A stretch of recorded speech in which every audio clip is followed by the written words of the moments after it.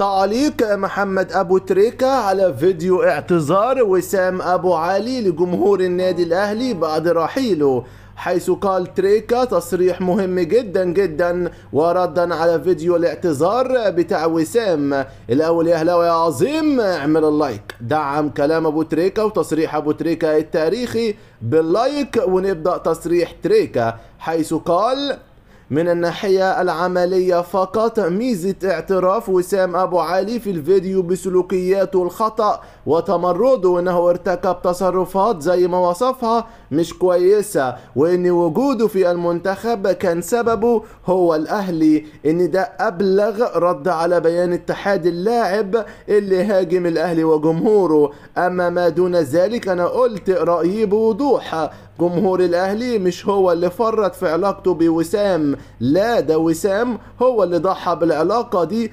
بالسلوكيات والتصرفات اللي اعترف بيها، وعظمة جمهور الأهلي انه هو السبب الاعتذار ده لما رفض يساند اللاعب او يتعاطف معاه على حساب النادي، لان جمهور الاهلي عمره ما ساند لاعب على حساب النادي، ولا شاف لاعب اكبر من النادي، ولا شاف مصلحة لاعب فوق مصلحة النادي. اللي بيننا وبين وسام دلوقتي هو الاستفادة المالية للنادي، واللي حققها بموقفه القوي في مواجهة اللاعب وعدم الرضوخ لمواقفه. ومحدش بيكسب كل حاجة في الحياة، ده مش موجود. وسام اختار يكسب حاجة على حساب حاجة، وده حقه، وكمان طبيعي الجمهور يحط كل واحد في المكانة اللي تناسب حكايته. ونقطة ومن أول السطر وخلصت الحتوتة، علشان ورانا حاجات كتير في النادي الأهلي أهم كتير جدا.